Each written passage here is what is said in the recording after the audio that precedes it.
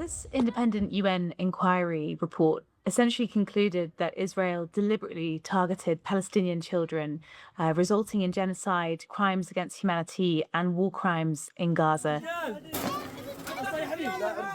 Now, they came to this conclusion after examining violations against Palestinian children by Israeli security forces since the start of the war between Israel and Hamas, which started in October 2023 following Hamas's assault on Israel.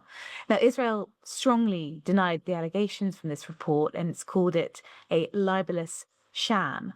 But essentially, this 94-page report lays out how children have been disproportionately affected by the war in Gaza. It found, for example, that around a third of those killed in the enclave between October 2023 and October 2025 were reported to be children.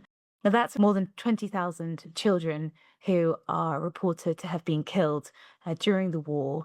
It also found that Israeli forces were using heavy munitions on densely populated areas, resulting in mounting child casualties. And they said it was the scale and patterns of deaths which really indicated that children were being deliberately targeted, both during the war, but also after the ceasefire that came into effect in October 2025. Israel has repeatedly denied allegations of genocide and has said that all its military operations have been with the aim of targeting Hamas militants in Gaza.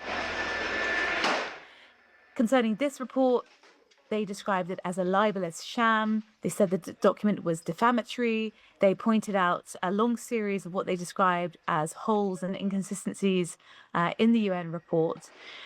Also, in a statement, Israel said that it works consistently to try and minimize harm to children during conflict. And on top of that, Israeli officials have also argued that the report ignores Hamas's tactics during the war.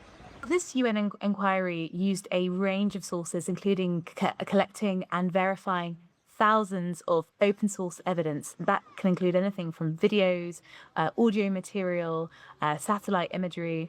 And it also conducted, on top of that, in-person interviews, remote interviews with victims and witnesses, as well as interviews with healthcare workers who had been working in the enclave during and after the war and into the ceasefire. It's also worth noting that this UN inquiry is independent, and there have been previous findings that have found similar evidence to support this conclusion that they made of genocide being conducted by Israeli authorities against Palestinians in Gaza. Though, of course, once again, to say Israel has vehemently denied that.